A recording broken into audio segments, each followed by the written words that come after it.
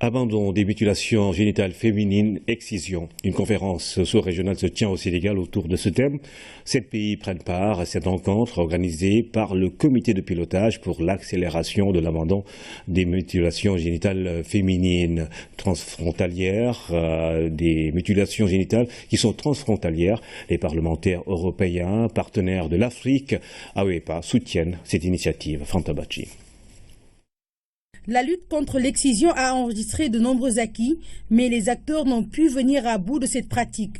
Les parlementaires de la sous-région engagent le combat. Ils comptent exercer leur pouvoir législatif pour accélérer l'abandon des MGFE.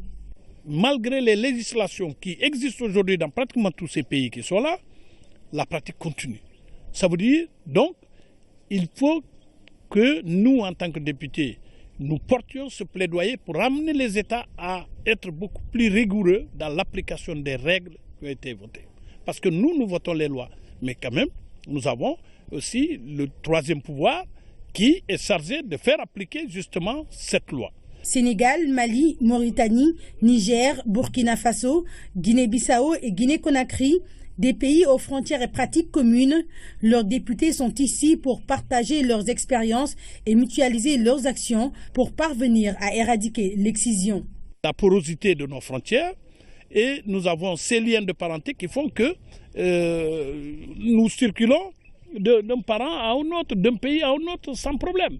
Donc si on m'interdit de mutiler mes enfants au Sénégal, je vais tout bonnement aller en Gambie, même si il y a des différences dans l'application d'un pays à un autre, mais au moins on aura un vecteur directeur qui va être quand même une ligne de conduite assez homogène, consensuelle, qui puisse nous permettre quand même d'harmoniser.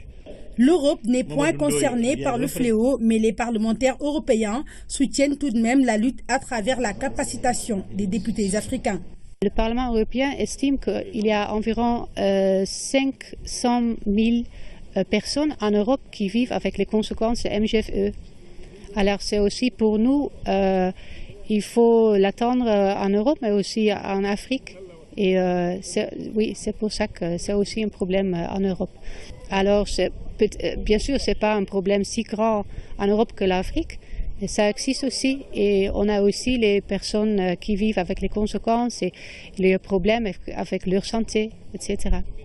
Experts et spécialistes des mutilations génitales féminines excision, chirurgiens, gynécologues, urologues, juristes et autres acteurs de la lutte vont pendant 3 jours échanger avec ces parlementaires de la sous-région. Au terme de cette rencontre, un plan d'action MGFE pour chaque pays va être élaboré et ces députés vont veiller à son application dans leurs pays respectifs.